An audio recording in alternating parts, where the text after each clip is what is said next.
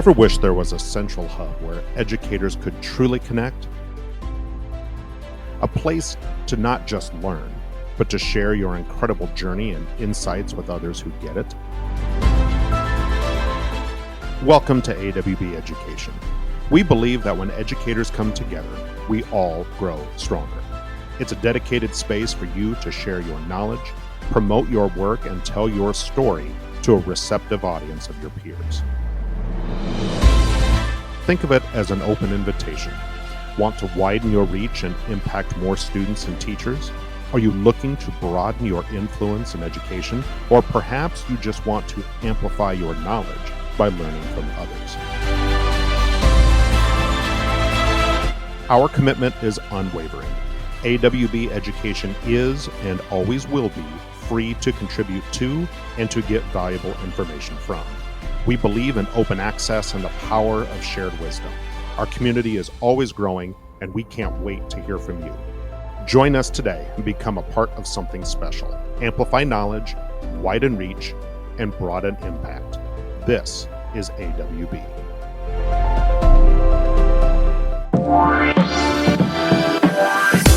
You loved your daily dose of inspiration with your morning boost. Now, AWB Adventures brings you the complete picture. Welcome to AWB's Boost Bundle, where we've combined all the valuable insights from this week's episodes into one convenient listen. Your leadership deep dive starts now. Good morning, school leaders. Welcome to your morning boost. Happy Monday. Wanted to let you know that this week we are going to talk about student absenteeism. Obviously, that is a huge problem in all of our schools, and it's an area that we're constantly looking to try to improve. So this week for the Your Morning Boost, we are going to dive into this topic. So hope you're having a good day. Hope you're having a great brand new start to your brand new week. So like I said, we're going to talk about student absenteeism, and today we're going to focus on the why behind this complex issue and try to understand this a little bit. We're going to unpack the root causes of absenteeism, as this is an essential first step in developing some effective and compassionate solutions. We're going to explore various factors that contribute to students missing school, everything from individual student challenges to systemic issues, how gaining this understanding is going to empower us to intervene more effectively. Okay, so let's delve into understanding the why behind student absenteeism. We're going to start with those individual student factors. Now, we may have health issues. These could be both physical and mental health issues that are contributing to students just missing school. I can think of many kids throughout the years of being an administrator that, as we know, especially the last few years, we've had such an increase in anxiety or other mental health related factors that are contributing to kids just struggling to get into the front door of the school building and get to school. It's not just a physical impairment anymore, but certainly that mental component is very key. We need to understand for each individual student what that barrier is that's getting them into school. It could also be some family responsibilities. Are we responsible for caring for siblings, or are we working? Are we working to help the family make ends meet?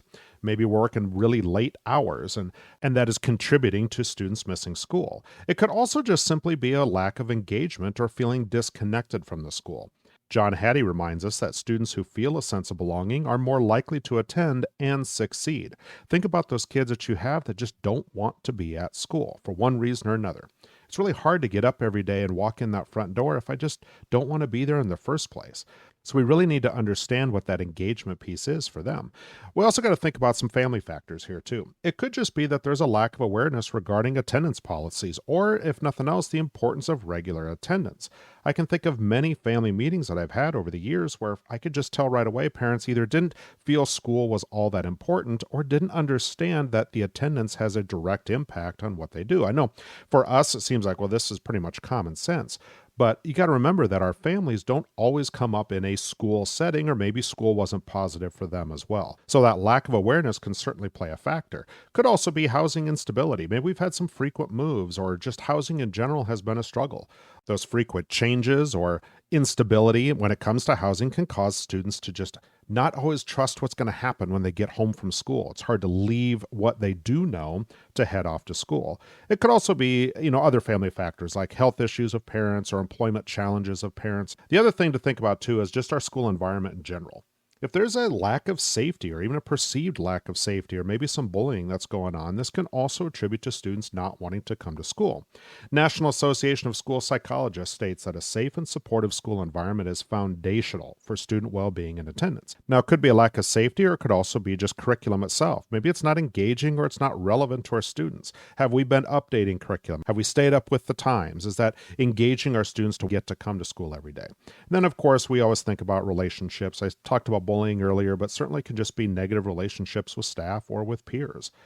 Are we getting along with everybody at school, or are we struggling to develop those relationships too? Last thing to think about are those community and systemic factors. Do we have limited access to transportation? I know we run buses all over the place, but some students don't always qualify for transportation, or getting onto the bus, getting to the bus on time is certainly a struggle.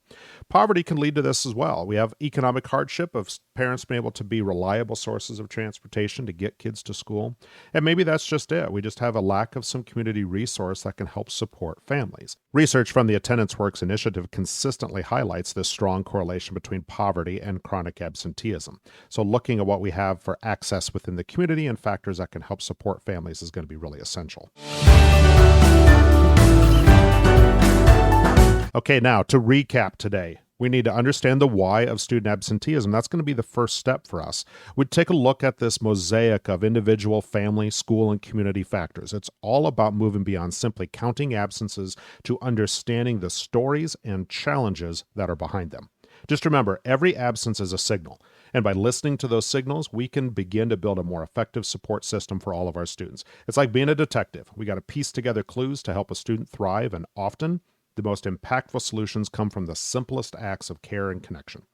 Thank you for listening today. Have a wonderful Monday. Be back again on Tuesday, and we will talk with you again tomorrow. Good morning, school leaders. Welcome back to your Morning Boost. Happy Tuesday, where I hope you're having a happy day and you're feeling energized and ready to start your day. Following yesterday's deep dive into understanding the why of student absenteeism, today we're going to shift our focus a little bit. We're going to talk about identifying some best practices when it comes to tackling this topic of student absenteeism. We'll explore what's working in other schools and why, sharing concrete strategies and approaches that have proven effective in reducing chronic absenteeism and help foster a culture of consistent attendance.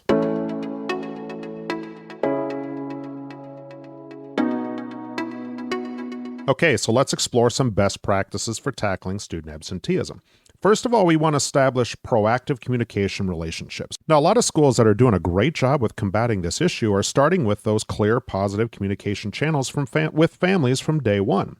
Really reaching out to those families to build that strong, trusting relationship, not only between the school itself, but between staff, students, and our families. Robert Panetta from the University of Virginia states this best, says relationships are the foundation of effective interventions. Before we can actually intervene to a problem, we have to have that relationship established.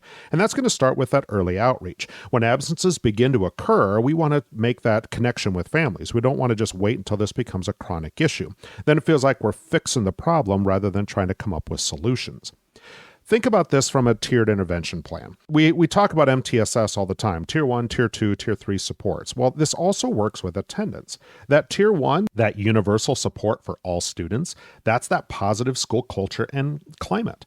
We want to have engaging curriculum instruction, but we also need to have clear attendance policies that are communicated effectively.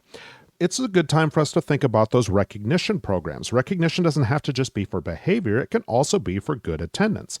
Think about the old days of the perfect attendance records. Well, perfect is one thing, but just great attendance or improved attendance can also be something. And it doesn't have to be a formal public recognition. Even just letters going home that are stating, hey, this has been a great quarter, or this has been a great month for attendance for you. Keep up the good work. Those little bits and pieces that school districts are doing make a huge impact when it comes to student attendance. So when we get to Tier 2 and we're talking about targeted interventions for at-risk students, this is a good time for us to bring in the mentoring programs that are out there, or one that we can start on our own. And it's going to start also with those individualized attendance plans. Have that mentor part of developing that plan. But when we think about the plan, be realistic. We can't expect a student that's been gone a ton to all of a sudden now show up every single day, every single minute. No, there's going to be some phases into getting that routine better established. Again, anything that we can get is going to be an improvement. So try to work through the plan realistically. Maybe this is some check-in, check-out type of stuff, which of course is a standard tier 2 intervention, but maybe also involving some community resources if possible. Attendance Works has a great quote on this. They talk about that when schools partner with community organizations, they expand their capacity to address non-academic barriers to attendance. Are there groups out there that can maybe help foster some before or after school programs that parents can't afford to do the other ones that are out there, but maybe a local group is willing to run something here just to try to help improve the community? All of these are going to go back to that individualized attendance plan. What best fits the student? Schools that are having the most success, again, those plans are specific to the student. It is not just a carbon copy that everybody gets put on a quote-unquote attendance contract. No, it's individualized. It's really written for the student. Now, let's talk about the tier 3, because obviously this is great and wonderful, but we still have those kids that are just chronically absent. They need more intensive intervention. This is where the home visit's going to come in. Got to get out of the office, got to get to the house, got to talk with parents, go to them to try to get them to come to you. Also think about some opportunities here, again, for those community resources, maybe some counseling or social services, not only for the student, but for the family to try to help, again, get to that why of why we're missing school. Good time for those multidisciplinary team meetings to really develop those comprehensive student support plans. Maybe we have a student who's just struggling in all academic areas except for one, and that one is the key that's going to be able to get them back to school. We really want to drive that point home for that student and use that to leverage better attendance. Now, all of this that we're talking about, all 3 tiers, we're going to need to really take a look at data. Use that data to make our decisions. We want to regularly monitor attendance data. We want to identify patterns, trends, use that data to pinpoint specific students.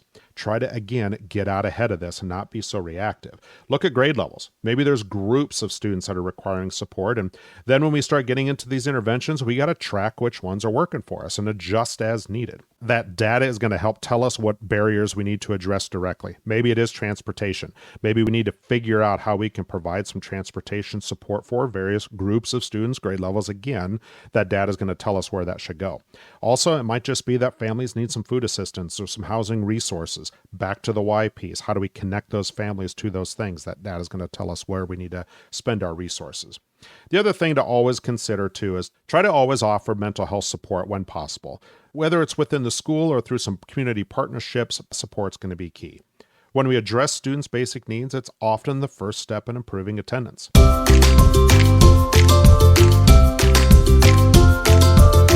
Okay, so to recap today, we're identifying best practices for student absenteeism, and this means focusing on proactive relationships. That's the biggest key today.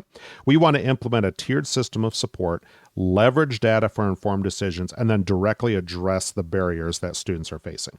It's about creating this comprehensive ecosystem of care and support that encourages every student to be in school every day. Think of it like tending a garden. Some plants need a little water, others need more sun, and some require specific nutrients to truly flourish.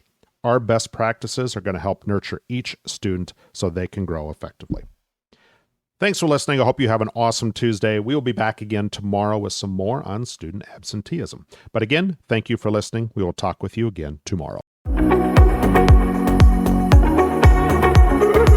Good morning, school leaders. Welcome to your Morning Boost. Wishing you a happy Wednesday. Hope you're having a good middle of your week. As you know, this week we've been talking about best practices for combating student absenteeism, and today we're going to bring the focus inward. We're going to look at our current system, how we can identify areas for improvement, and this is going to involve some critical self-assessment, examining our existing policies and procedures, and the resources we have to pinpoint where we can make enhancements that are going to better support a consistent student attendance plan. Feeling the pressure of school leadership? Ready to make a real impact? Then listen to Control Shift Lead, the podcast designed exclusively for all school leaders. This partnership between AWB Education and Inspired Edification will bring you 3 powerful takeaways in every episode. Something you can control in your work, something that will shift your thinking or practice, and something concrete to help you lead your school or district. Get practical strategies and fresh perspectives to empower your leadership journey. New episodes drop on the first of every month. Search for Control Shift Lead on your favorite podcast platform and subscribe today. Okay, let's dive into looking at your current system and how you're going to identify areas for improvement. Right away, obviously, we have to start with reviewing our current attendance data. That's right, the data, not the plan. What is the data telling us? And go beyond overall percentages. Get down to that data by grade level, demographic groups, specific student populations. Take a look at all of that data and what that story is telling us. Try to identify some patterns. Are absences clustered on certain days? Is there a particular time of year when our absences are spiking? And then also look at the reasons. Are these excused? Are they unexcused? Are there areas where we can address specifically so we understand where we're going to develop our plan? Now, when we talk about existing policies and procedures, number one, are attendance policies clear? Are they concise and are they easily accessible to both staff and families? How are absences currently reported? How are they tracked? And then how are they also followed up on? Is there a consistent process for early outreach to families when absences begin? As we know, consistency in attendance policies and their application, it's going to be crucial for equity and effectiveness. The U.S. Department of Education talks about this too. They talk about consistency in attendance policies and their application is crucial for equity and effectiveness. So when we evaluate this effectiveness, we really got to start taking a look at, is our policy and procedure something that our families and our students can understand? The other thing we also want to evaluate is that the effectiveness of our current intervention strategies, like we talked about yesterday. Another piece of data that we want to make sure we're taking a peek at. Now, when we do this, gather stakeholder feedback. For our students, conduct surveys, focus groups, maybe even two, understand their perspectives on school climate, engagement, and those barriers to attendance. Ask them why they are not coming to school. Now, parents, too, we should solicit input on communication effectiveness. Is our policy, is our procedures that we have, are those clear? What are those perceived barriers, and what supports do they desire to help their students get to school? When we talk about teachers and staff, ask about some of those challenges that they face in addressing absenteeism and what resources they need. National Center for School Engagement talks about this. Our frontline staff often have the most insightful perspectives on student attendance, what those challenges are, and those potential solutions. So we got to get that feedback from those stakeholders as well. When we get a chance, I examine our school culture and our climate. Do our students feel safe? Do they feel supported and connected to our school community? Do we have opportunities for positive relationships between students and adults, or do we need to take some time to try to set those up? Is there this culture that values and celebrates attendance? Is that the theme that is going through our school? The other thing we want to talk about is take a quick inventory of what available resources do you have. Obviously, there are lots of plans out there, and there's all sorts of programs that will help to guide student attendance, but what can we afford and what do we have the manpower to be able to actually run? So what internal resources are there? Do we have counselors? Do we have social workers? Do we have a mentor program set up? And are these people currently dedicated to attendance? Is that part of their role? Maybe there are existing community partnerships that we can leverage a little bit to address non-academic barriers. Try to identify those gaps in the resources that are going to hinder our effective intervention and possibilities. Is there a realistic way to partner with our community to address these gaps? So to recap today, we now know that improving our system for addressing student absenteeism is going to start with an internal audit. Review our data, assess our policies, gather diverse feedback, examine our school culture, and we're going to inventory our resources. It's like checking the pulse of our attendance efforts. We're going to identify what's wrong, what's weak, and where we need to apply a little bit more focused energy. This self-reflection is going to be the foundation for creating a truly responsive and effective attendance support system. Thanks for listening today. I hope you have a wonderful Wednesday. We'll be back again with more on student absenteeism tomorrow. So thank you for listening. We'll talk with you again tomorrow. Good morning, school leaders. Welcome back to Your Morning Boost and wishing you a happy Thursday. Yesterday, if you joined us, we were focusing on critically examining your current system for student absenteeism and how we're going to address that. Now that we've identified some areas for improvement, today it's all about setting a plan to make those improvements. We're going to start with a clear focus on certain areas, and it's going to involve translating your insights into actionable steps, prioritizing our initiatives, and outlining how we will implement targeted strategies to enhance our student attendance. All right, let's start diving into how we're going to set that plan for improvement. And we're going to focus on a few areas. First of all, we need to prioritize those areas for improvement. As you remember yesterday, we talked about gathering data and gathering feedback. And based on that data and feedback, we need to identify 1, 2, 3 key areas where we can make the most significant impact initially. I know a lot of times when we start looking at initiatives from schools, we really want to reach for the stars, which that's awesome, but it's also sometimes hard to keep that focus and keep our impact going. So think about ways where we can make a significant impact right out of the gates, get a few of those quick wins, you may say. So really, we want to consider those areas that not only have that greatest potential for positive outcomes, but also are most amenable to change as we move along and as we continue to figure out how to address this issue. So like an example of this goal could be, we're going to focus on improving early outreach to families of students with a certain number of absences, let's say 3 to 5 unexcused absences. That goal is really looking at one little area. I'm sure there are many areas we can improve, but we're looking at one area for a specific subset of students and see if we can make an impact. So we're really talking about developing some SMART goals, those specific, measurable, achievable, relevant, and time-bound goals that we're all used to. This is a good example of a time to use one of those. And we want to do this for each prioritized area. We want to establish those clear and quantifiable goals. So another example could be, my goal is going to be to reduce chronic absenteeism rates by 5% in grades K through 5 by the end of first semester. So that really hones down into the specific area that we're going to try to work on. Peter Drucker would remind us that what gets measured gets managed. And so think about how we're going to measure that piece. The next step is to outline some action steps for each one of these goals. Break that goal down into concrete sequential steps. And then also assign responsibility for each action step to specific individuals or teams. Maybe you have it within your MTSS system. The other thing, don't forget to set deadlines. We need to have a concrete deadline for the completion of each step within the action steps leading to the goal.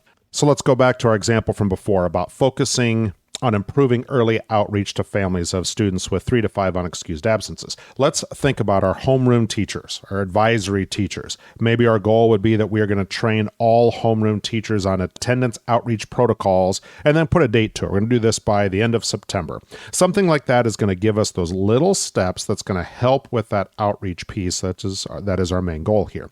Another area you're going to need to decide on here is how you're going to allocate resources. Identify the human resources, staff time, expertise even, financial resources, and any materials that you're going to need to implement your plan. Make sure we know what those are going into this. Maybe even consider reallocating some existing resources that we have, or maybe you have to go out and seek some new funding if this is what's going to take to get you to your goal. Next up, we got to establish is that monitoring and evaluation system. How are we going to regularly track progress towards our goals? This is a good time to schedule some periodic meetings when we're going to review data. We're going to discuss challenges and adjust the plan as needed. Like we talked about before, it's going to have to be somewhat of a moving target. There's a quote here from W. Edwards Deming that I really like, and he says, continuous improvement requires ongoing monitoring and a willingness to adapt. Again, if we don't have that ability to adjust, our goals are going to be too concrete for us to be able to make any significant progress. And another piece to this, don't forget, we need to define what success looks like. And really, honestly, how we're going to celebrate achievements when we get there. I can think about a goal for student attendance that we set a couple years ago at the school that I work at, where at the end of it, we're like, we're not even really sure what to do at this point in time because maybe we didn't even think we would actually make the goal, but we did. So thinking about not only what does it look like when you have made the goal, but how are we going to celebrate that when that time comes? If we have some larger initiatives, this might also be a good time for us to think about like a pilot program. Maybe we consider piloting this with a smaller group or a grade level to really refine those strategies before we do a full implementation. Be a good opportunity for us to learn a little bit about our initiative or our intervention before we try to roll this out on a mass scale. Okay, so today we're talking about setting that plan for improvement and addressing student absenteeism rates. And this is going to involve prioritizing key areas and developing SMART goals that are going to outline clear action steps. We also got to talk about allocating the necessary resources that it's going to take for this goal to ever be achieved, and then also establish a robust monitoring system.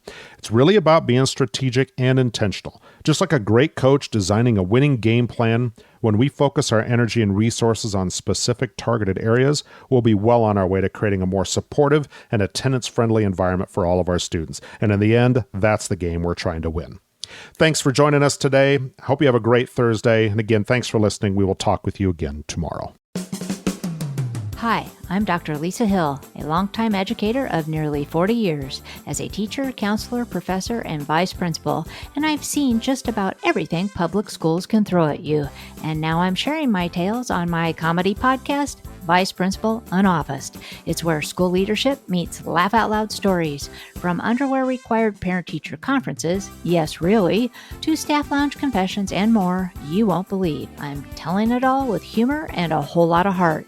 I also tackle the serious stuff too, like what schools really need to change and those behind-the-scenes moments no one talks about. So if you're ready to laugh, learn, and maybe even cry a little, but mostly laugh, join me and my 90-year-old mom, my unofficial co-host, on Vice Principal Unoffaced. New episodes drop bi-weekly on Apple Podcasts, Spotify, or wherever you get your podcast fix. Trust me, this is one detention you'll actually look forward to. Good morning, boosters. Happy Friday. Welcome back to Your Morning Boost. Hope you have a great Friday, and I also hope you have a fantastic weekend ahead. Hope you got some plans to re-energize and recharge so you're ready to go again as your school leadership journey continues. This week, as you know, we have walked through understanding absenteeism, try to identify some best practices, how we can address our current system, and then setting a plan for improvement. All of that is great and wonderful, but now, today, we're going to close out our series by focusing on that crucial final step, and that is how do we effectively communicate this plan to our stakeholders. Getting buy-in and support from our entire school community, this is going to be essential for the successful implementation and sustainability of any attendance initiative. Okay, so let's dive into a few suggestions on how we can communicate our plan to our stakeholders. This isn't going to be just a standard message to everybody. We're going to need to tailor a message to each audience. So when we're thinking about our staff, focus on the why here. What we're looking for is student success. Maybe the what is going to be specific changes to their roles and responsibilities. Again, our staff is always going to want to know, how does this impact me?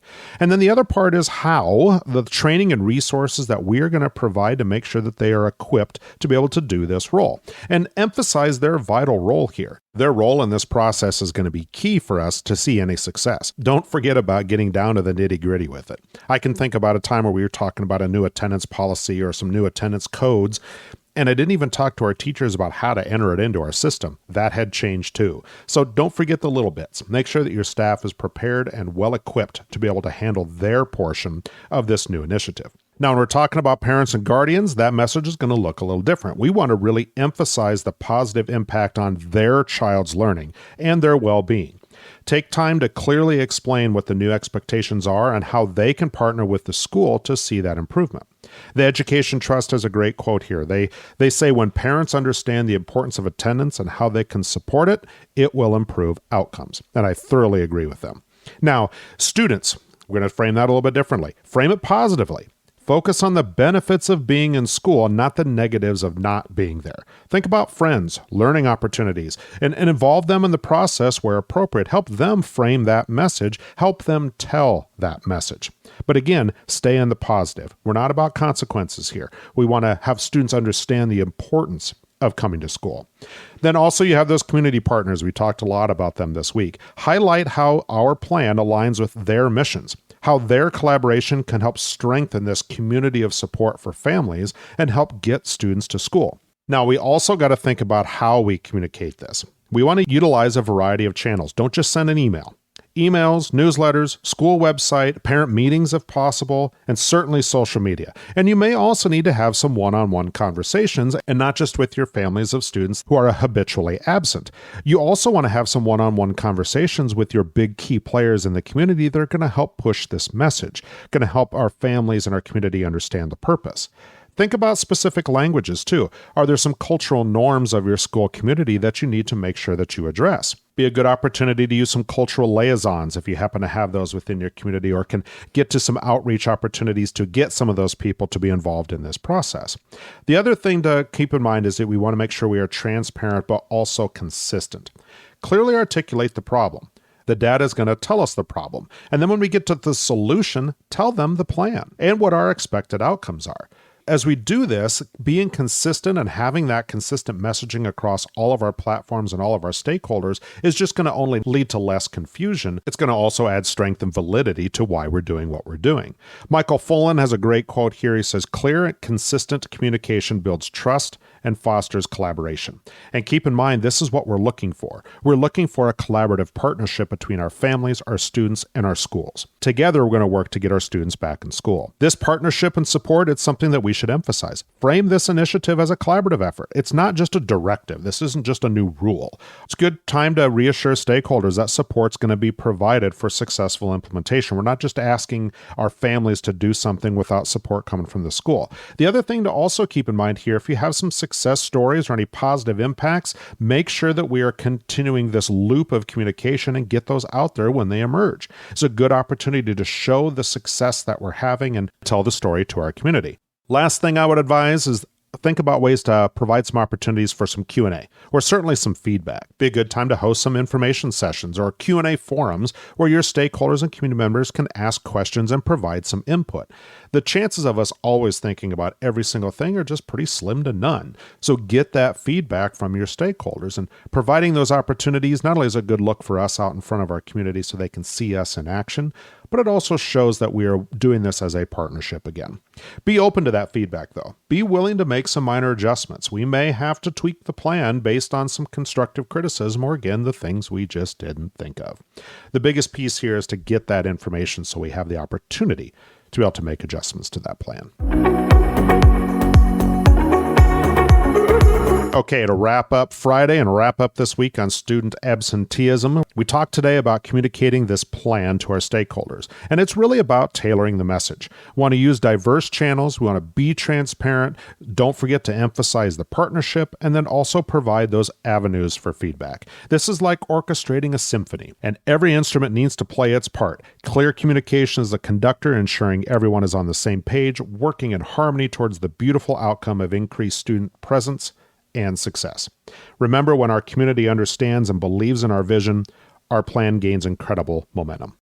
Thanks for listening this week. I hope you've had a wonderful week. If you're looking for some resources on how to develop this plan and get you started and get you going down the right road, reach out to AWB Education. We'd be happy to help you, or at least get you in touch with the people that certainly can. You don't have to go at this alone. A quick little reach out is going to help get you that information. Otherwise, thank you again for listening. Have a wonderful weekend. We will talk with you again next week. Thank you for tuning into AWB's Boost Bundle. We trust this collection of your Morning Boost episodes has given you a powerful end to your week. For more daily inspiration and actionable advice, be sure to subscribe to your Morning Boost wherever you get your podcasts. We'll see you next week for more ways to amplify your leadership.